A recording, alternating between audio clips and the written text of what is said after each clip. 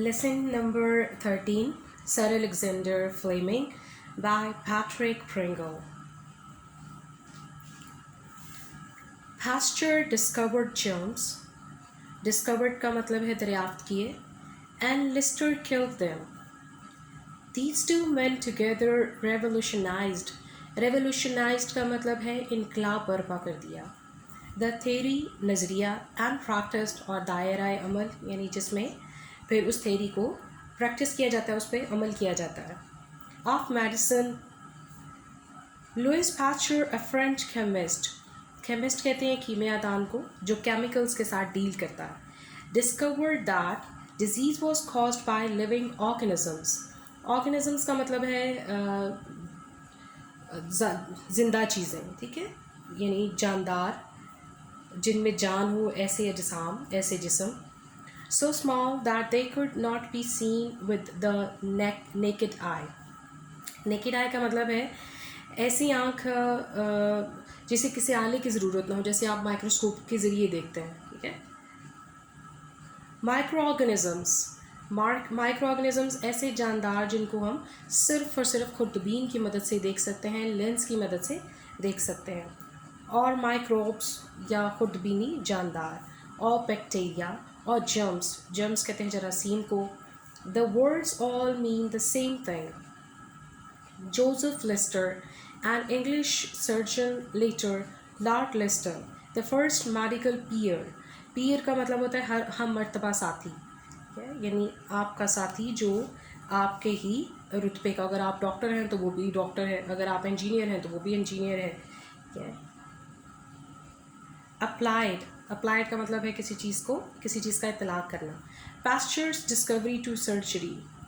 Since germs are alive जिंदा है. Germs can be killed. They can be destroyed तबाह किए जा सकते हैं. बाय हीट हरारत से, और पॉइजन या जहर देकर. By certain chemicals called antiseptics जरासीम कुश अद्वियात. इसका मतलब है वो मेडिसन्स दो जरासीम को मार देती हैं, ख़त्म कर देती हैं. Carbolic acid is one and that was the germ killer Lister used. Previously का मतलब है माजी में, पुरानी बात है. Surgeons had without knowing it infected जरासीम ज़दा कर देते थे, यानी किसी भी जिस्म में जरासीम दाखिल कर देते थे. Their patients, मरीज़, on the operating table with germs, chiefly ज़्यादातर from their सर्जरी के instruments आलात.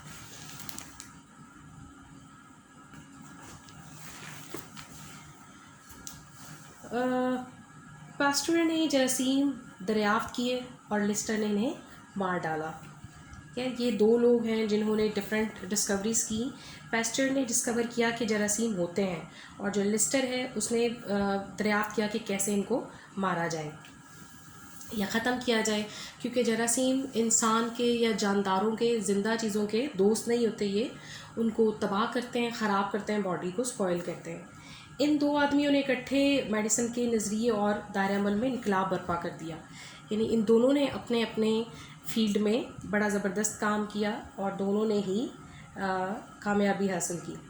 लुई पास्चर जो कि एक फ्रांसीसी केमिस्ट था, इसने दरियाफ्त किया कि बीमारी का जो सबब है वो जो ऑर्गेनिजम्स हैं वो हैं, ठीक है, लिविंग ऑर्गेनिजम्स हैं जो इतने छोटे होते हैं जिन्हें हम अपनी आँख से नहीं देख सकते. खुर्दबीनी अजसाम, खुर्दबीनी जानदार या बैक्टीरिया या जरासीम, इन सब अल्फाज का एक ही मतलब है. ठीक हो क्या. जोसेफ लिस्टर एक इंग्लिश सर्जन था, अंग्रेज़ था. बाद में लॉर्ड लिस्टर जो कि इसका हम मर्तबा डॉक्टर था, ठीक है. इन दोनों ने पास्चर की दरियाफ्त का अजराई पर इतला किया, यानी उन्होंने सर्जरी के दौरान या ऑपरेशन के दौरान इसकी जो दरियाफ्त है उसको यूज़ किया. चूँकि जरासीम ज़िंदा होते हैं तो इन्हें मारा भी जा सकता है, ठीक है. अब इन्हें कैसे मारा जा सकता है? हरारत से तबाह किया जा सकता है, या ख़ास तरह की दवाई डाल के, जिसे हम जरासीम कुछ दवाई या जरासीम को मारने वाली अद्वियात कहते हैं, वो डाल के इनको मारा जा सकता है. जहर दिया जा सकता है। अब कार्बोलिक एसिड इन जरासीम कुछ अद्वियात में से एक है, ठीक है। साथ साथ याद रखते जाइएगा कि कौन सी चीज़ है कार्बोलिक एसिड। ये आपके क्वेश्चंस में भी आएगा और ऑब्जेक्टिव में भी आपको पूछी जा सकती हैं चीज़ें, तो छोटी छोटी इन्फॉर्मेशन को आपने माइंड में रखते चले जाना है। जो लिस्टर ने इस्तेमाल की, ठीक है। माजी में सर्जन कह लीजिए इग्नोरेंस में, लाइल्मी में, जराही की मेज़ पर अपने मरीज़ों को जरासीम सदा कर देते थे, ठीक है। और ज़्यादातर जो आलात है जराही उसमें भी ऐसा ही होता था। अब आप देखें ना, जिस टेबल पे मरीज़ को लटाया जा रहा है ऑपरेशन के लिए, उसको भी डिसइंफेक्ट करना बहुत ज़रूरी है। उस पे से भी जरासीम का ख़ात्मा किया जाए। जिन हथियारों को जिन आलात को इस्तेमाल कर रहे हैं ऑपरेशन के दौरान, उन पे से भी जरासीमों को ख़त्म किया जाए, तो ही जरासीम जो है वो ख़त्म होंगे। अदरवाइज़ टेबल पे से जंप कर करके वो जब जिस्म खुल रहा है तो उसके अंदर जा रहे हैं, आलात के ज़रिए उनके अंदर जा रहे हैं, तो जो सर्जन है उनको इस बात का पहले इल्म नहीं था, बाद में उन्होंने जो है इस चीज़ को ठीक किया अपनी गलती को। Lister sterilized his instruments with carbolic acid. Sterilize का मतलब है जरासीमों से पाक करना, इंस्ट्रूमेंट्स आलात, and used carbolic acid to kill the germs on his hands and the patient's skin and even in the air in the operating theater. Then he could cut his patient open without fear of infecting जरासीम से आलूदा कर देना, गंदा कर देना, them with the germs of disease बीमारी। Leicester carbolic acid के ज़रिए अपने आलात को जरासीम से पाक करता था और अपने हाथों पे भी वो लगा लेता था, ठीक है। मरीज़ की जिल्द पे लगा देता था, और हता कि जो ऑपरेशन थिएटर है, कमरा है जिसमें ऑपरेशन होता था, उसमें भी कार्बोलिक इस्तेमाल करते थे ताकि जरासीम जो है वो किसी भी तरह से मरीज़ के अंदर ना जा पाए। फिर वो अपने मरीज़ों को बीमारी से जरासीमों से आलूदा कर देने के खौफ के बग़ैर उनकी जो बॉडी है वो ओपन कर देता था सर्जरी के लिए। Lister's aim मकसद was the prevention रोकथाम of disease. The object मकसद of his antiseptic method तरीक़ाकार, as it was called, was to stop germs from getting into अंदर दाखिल होना, ठीक है, the body. The cure इलाज of disease was a more difficult problem, for here इस सूरत में the germs were already inside the body. Lister का मकसद बीमारी की रोकथाम था, ठीक है, ताकि मरीज़ जो है वो इन्फेक्ट ना हो, उसके अंदर जरासीम ना चले जाए। इसके जरासीम कुछ तरीके, जैसा कि ये नाम से दिया गया है, इसका मकसद जरासीमों को जिस्म के अंदर दाखिल होने से रोकना था। बीमारी का इलाज करना ज़्यादा मुश्किल मसला था, क्योंकि इस सूरत में जरासीम पहले से ही बॉडी के अंदर मौजूद होते थे।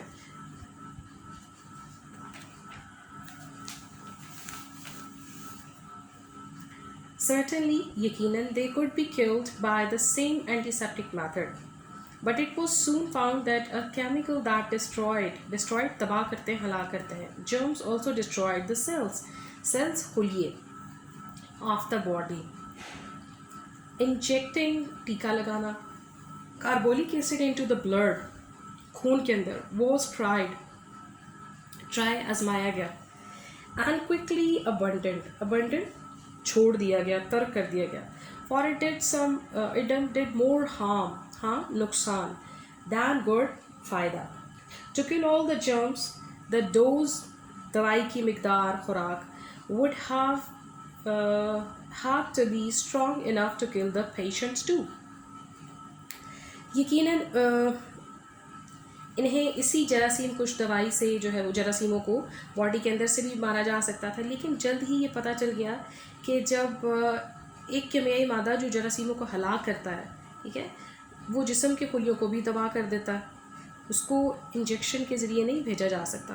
खून में कार्बोलिक एसिड को टीके के ज़रिए बॉडी में डाला जाता था, अंदर दाखिल किया जाता था, लेकिन जल्द ही से इस तरीक़ेकार को तर्क कर दिया गया, ख़त्म कर दिया गया, क्योंकि इससे फ़ायदे की बजाय नुकसान होने लगा था। तो तमाम जो जरासीमों को मारने के लिए दवाई की खुराक को इतना ज़्यादा करना पड़ा कि इससे मरीज़ भी हलाक हो जाता था, ठीक है। ये जो एक्सपेरिमेंट था, ये जो तरीक़ाकार था, ये एक फेलियर था, ये बहुत नुकसानदेह साबित हुआ। It was a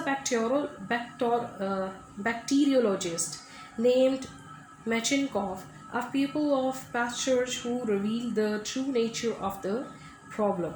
He discovered the body's natural armored hal tahaffuz against disease, the leukocytes or white cells of the blood.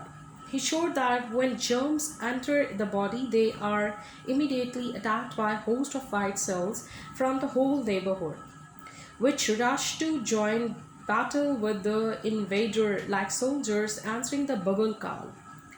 He showed the disease was, in fact, a fight between the leukocytes and the germs and a fight to the death, for it ended only with the death of the germs or the death of the patient.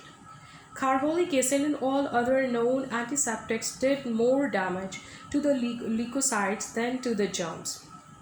The problem was to find something that would attack only the germs and to help, not destroy, the fighting leukocytes.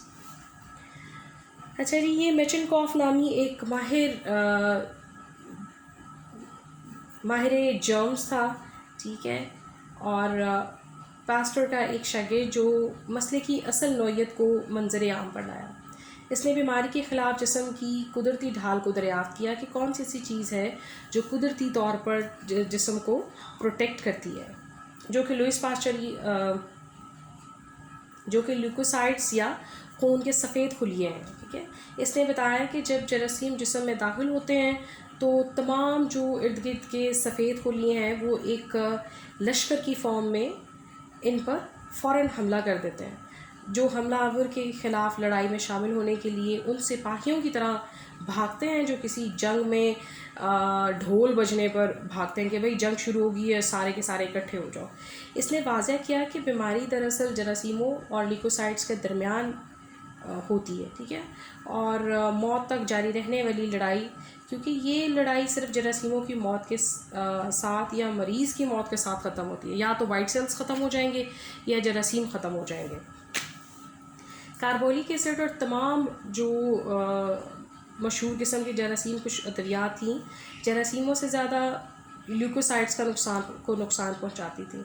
अब leukocytes वो खुलिए हैं, white cells हैं जो आपकी body को protect करते हैं बाहर से आने वाले जरासीमों से जी। ओके, मसला किसी ऐसी चीज़ को दरियाफ़्त करने का था जो सिर्फ जरासीमों पर हमला करे, ल्यूकोसाइट्स पर नहीं, ठीक है, और लड़ाई करने वाले ल्यूकोसाइट्स की मदद करें, ना कि इन्हें तबाह कर दें।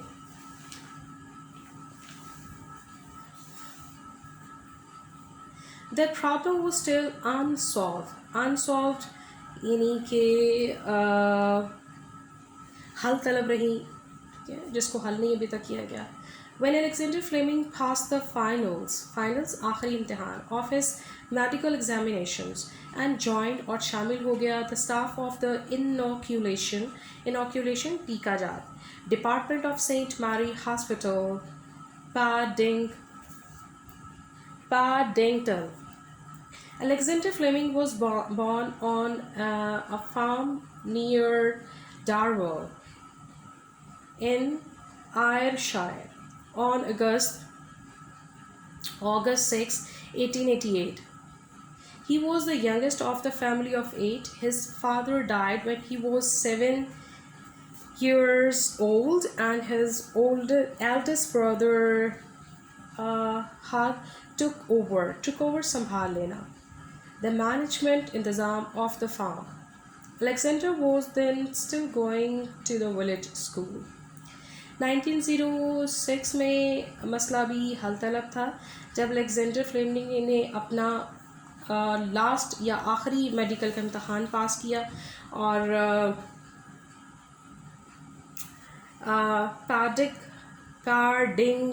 पैडिंगटन में सेंट मैरी अस्पताल के टीकाजात के शोबा के अमला में शामिल हो गया। अलेक्जेंडर फ्लेमिंग 6 अगस्त 1881 में एयरशायर के करीब जो है डारवेल एक जगह है जहाँ एक फॉर्म है, वहाँ पर ये पैदा हुआ। वो अफराद के कुंबे में सबसे छोटा था। जब वो 7 साल का था तो इसका बाप मर गया और इसके बाद इसके भाई ने जो है वो फॉर्म का इंतज़ाम संभालिए। इस वक्त अलेक्जेंडर अभी भी गांव के स्कूल में तालीम हासिल कर रहा था। At 10 he went to Darwell School and stayed till he was 12. That was the age limit. The question was then discussed whether he should continue his education or go back to the land. It was decided to keep him at school, and he went to Kilmarnock Academy. At 14, he went to London, and for the next 2 years, he studied at the Regent Street Polytechnic. 10 साल की उम्र में वो डारवेल school में गया, ठीक है, और 12 साल की उम्र में वहाँ, और 12 साल की उम्र तक वो वहाँ रहा। वहाँ रहने के लिए उम्र की हद सिर्फ यही थी कि 12 साल तक बच्चा वहाँ पढ़ सकता है। इस वक्त सवाल इस बात पर बहस हुई कि क्या इसको तालीम जारी रखनी चाहिए या अपनी ज़मीनों की तरफ वापस लौट जाए, ठीक है। सो इस बात का फ़ैसला हुआ कि ये स्कूल में ही रहेगा, लिहाजा इसको एकेडमी में भेज दिया गया। फिर ये लंदन में चला गया और फिर अगले 2 साल जो है ये पॉलीटेक्निक एक इंस्टीट्यूट था, वहाँ पर ये पढ़ता रहा। 3 of his brothers were already in London when he arrived पहुंचा। One of them, Thomas, had studied medicine at Glasgow University and was a qualified oculist. 2 others became opticians, and back in Scotland, one of his sisters married a Darwell doctor, another a veterinary surgeon. The Flemings born on the land were becoming a medical family, but when Alexander left the Polytechnic at 16, he was to take a job as a clerk in the shipping firm. There was not enough money for him to study for a profession or trade. इसके 3 भाई पहले ही London में थे जब वो वहाँ पहुँचा, ठीक है। इनमें से एक जिसका नाम टॉमस था, ग्लासगो सिटी यूनिवर्सिटी में था, ठीक है। और इसका एक भाई जो है वो माहिर आई स्पेशलिस्ट बन गया, दूसरा जो है वो एनक बनाने वाला बन गया, ठीक है। और इसके एक बहन की शादी जो है वो डार्विन में एक डॉक्टर से हुई, दूसरे की शादी जो है वो जानवरों का सर्जन था उससे हुई। तो इस तरह से ये लोग आहिस्ता आहिस्ता पूरे के पूरे जो बहन भाई हैं वो एक मेडिकल ख़ानदान बन गया, ठीक है। और जब ये 16 साल का हुआ तो इसने पॉलीटेक्निक छोड़ दी और फिर ये शिपिंग एक फ़र्म थी, वहाँ पर एज अ क्लार्क के तौर पे इसने जॉब की। और वहाँ पर जो है वो इसके पास इतनी रकम नहीं थी कि वो किसी पेशे या कारोबार की तालीम हासिल कर सकता, ठीक है। सो यहाँ तक ये इस तरह से इसने तालीम हासिल की और फिर जॉब हासिल की। फ्लेमिंग वर्कड इन